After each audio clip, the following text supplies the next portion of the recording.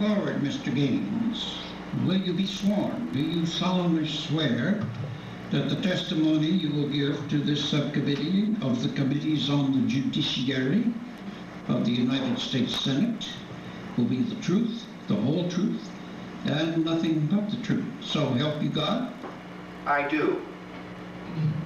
Statement by William N. Gaines, President and Publisher of Entertaining Comics Group, before the U.S. Senate Subcommittee to investigate juvenile delinquency in New York, New York, on the afternoon of April 21st, 1954.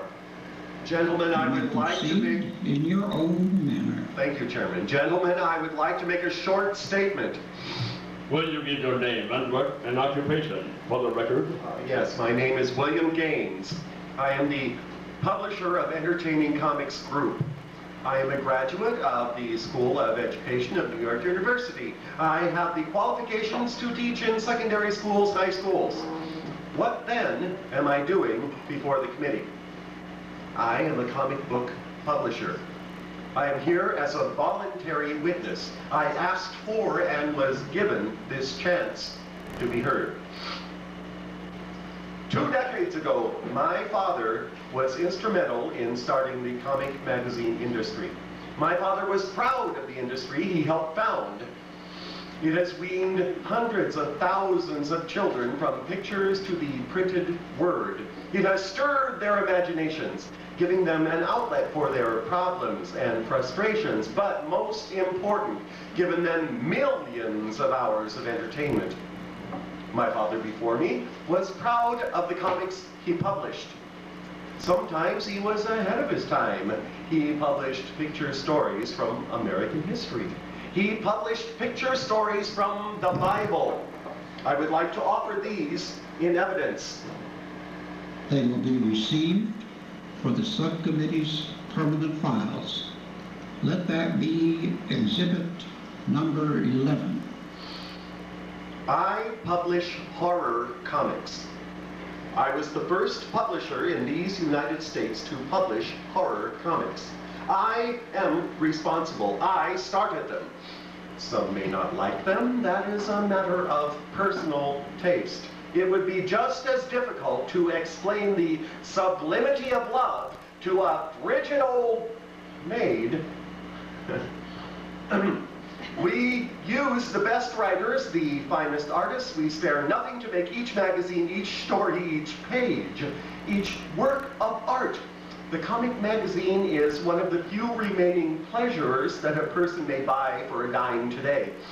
Pleasure is what we sell. Entertainment, reading, enjoyment. Entertaining reading has never harmed anyone.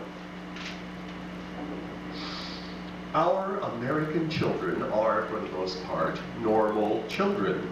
They are bright children, but those who want to prohibit comic magazines seem to see dirty, sneaky, perverted monsters who use the comics as a blueprint for action. Perverted little monsters are few and far between. They don't read comics. What are we afraid of?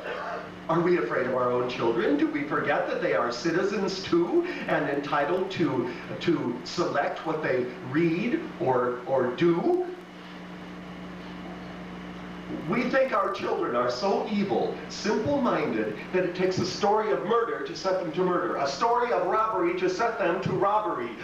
Former mayor of New York City, Jimmy Walker, once remarked that he never knew a girl to be ruined by a comic book. Nobody has ever been made worse for reading comic magazines.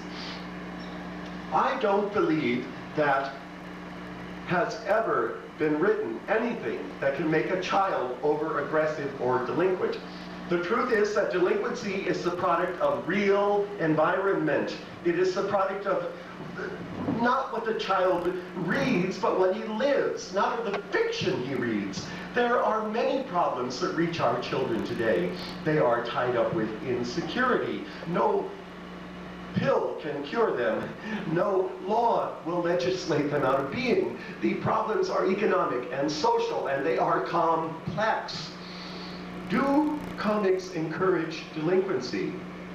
Dr. David Abrahamson has written, "Comic books do not lead into crime, although they may have been widely blamed for it. I find comic books many times helpful for children, and through them they can get rid of many of their aggressions and harmful fantasies." Anyone, any child, any adult can find much more extreme descriptions of violence in the daily newspaper. Cop pleads in cocktail poisoning. 20-year-old youth helps poison the mother and father of a friend. Court orders young hanging. Let us look at today's edition of the Herald Tribune. The story of a man whose ex-wife beat him on the head with a claw hammer and slashed him with a butcher knife. We print our crime news. We don't think that the crime news or any news should be banned because it is bad for children. Once you start to censor, you must censor everything. You must censor comic books, radio, television, and newspapers. Then you must censor what people may say. Then you will have turned this country into Spain or Russia. That concludes my statement. Mr. Gaines, let me ask you one thing with reference to Dr. Wortham's previous testimony. You used the pages of your comic book to send across messages. Messages against racial prejudice, violence, etc. Is that it? That is right. There do appear in our magazine such materials as Spick and Dirty Mexican, but Dr. Wortham did not tell you what the story was. This is one of a series of stories designed to show the evils of race prejudice and mob violence, in this case against Mexican Catholics. Previous stories in the same magazine have dealt with anti-Semitism, anti-Negro feelings, and the evils of addictions and juvenile delinquency. That was one of the most brilliantly written stories that I have ever had the pleasure to publish. You think, therefore, that you can get across a message to the kids through the medium of your magazine that would lessen these social ills? Is that it? We have, I think, to achieve to some degree of success in combating anti-Semitism, anti-Negro feeling, and so forth. Yet why do you say you cannot at the same time and in the same manner use the pages of your magazine to get a message which would affect children adversely? That is, to have an effect upon their doing these deeds of violence, say them as whatever is depicted. Because no message is being given to them. Message can be gotten across without spelling out that in detail. For example, take this case that was presented this morning of the child who is in a foster home who became a werewolf, and foster parents. Yes, that was one of our stories. Most foster children, I am sure, are not in homes such as the ones that were depicted in those stories.